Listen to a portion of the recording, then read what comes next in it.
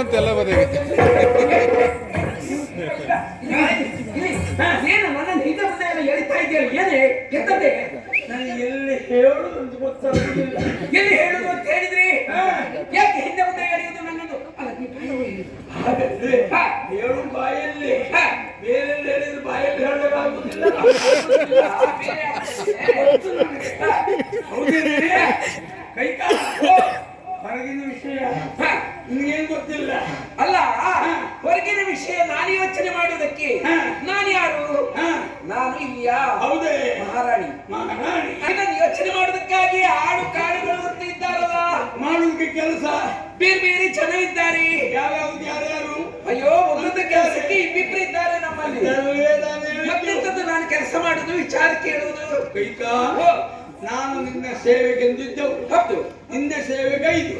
ಹೀಗಂತ ನನ್ನ ಕೊಟ್ಟಲ್ಲ. ಹೌದು, ನಿನಗೆ ನಿನಗೆ ತಿರುಗಾಟ ನಿನಗೆ ಎತ್ತೀನಿ. ಮನೆಗೆ ಹೋಗುದಲ್ಲ ನೀನು. ನಾನು ನಿನ್ನ ಸೇವೆ ಮಾಡಿ ನನ್ನ ದಿನಚರಿಯಂತೆ ತಿರುಗಾಟ ಕೊಟ್ಟೆ. ತಿರುಗಾಟ ಕೊಟ್ಟಿಯಾ? ವಿಹಾರ ವಿಹಾರ ನಿನ್ನ ತಿರುಗಾಟ ಸುಳ್ಳು ಸರಿ. ವಿಹಾರ ನಿನ್ನ ವಿಹಾರ ಅಂತರ ವಿಹಾರ. ಹಾಗೆ ವಿಹಾರಕ್ಕೆ ಹೋಗುವಾಗ ನಮ್ಮ ಈ ನಾಡಿನ ಅಂತರಂಗ ಭವನ ಉಂಟಲ್ಲ, ಹೌದು, ಅಲ್ಲಿ ಒಂದು ದಾರಿ ಉಂಟಲ್ಲ, ಹೌದು, ಸಣ್ಣ ದಾರಿ, ಸಣ್ಣ ಕಾಲು ದಾರಿ. ಅಲ್ಲಿ ಹೋಗ್ತಿದ್ದೆ ಶಬ್ದ ಶಬ್ದವ ಅಂತರಂಗ ಭವನದ ಹತ್ತಿರ, ಭವನದ ಹತ್ತಿರ ಶಬ್ದ. ಶಬ್ದ ಶಬ್ದ ಕೇಳುವಾಗಿಲ್ವಲ್ಲ ಅಲ್ಲಿ? ಯಾಕೆ ಯಾಕೆಂತ ಹೇಳಿದ್ರಿ, ನಮ್ಮ ಈ ಅಯೋಧ್ಯೆಯಲ್ಲಿ ಅಂತರಂಗದ ಭವನದ ಬಾಗಿಲು, ಅಂತರಂಗ ಭವನವನ್ನು ಉಂಟು ಬಿಟ್ರೆ ಯಾವಾಗಲೂ ಅದು ಬಾಗಿಲು ಸೇರ್ಕೊಂಡೇ ಇರ್ತದೆ. ನಮ್ಮದು ಹಾಗೆ ಅಂತರಂಗ ಎಲ್ಲ ಬಹಿರಂಗವಾಗಿಯೇ ಇರುವುದು. ಅಂತರಂಗ ಅರ್ಥವೇ ಇಲ್ಲ. ಇಲ್ಲ ಇಲ್ಲ, ನಮ್ಮ ಅಯೋಧ್ಯೆಯಲ್ಲಿ ಹಾಗೆ ಈ ಅಂತರಂಗದ ಭವನದ ಒಳಗೆ ಶಬ್ದ ಕೇಳ್ತದಲ್ಲ.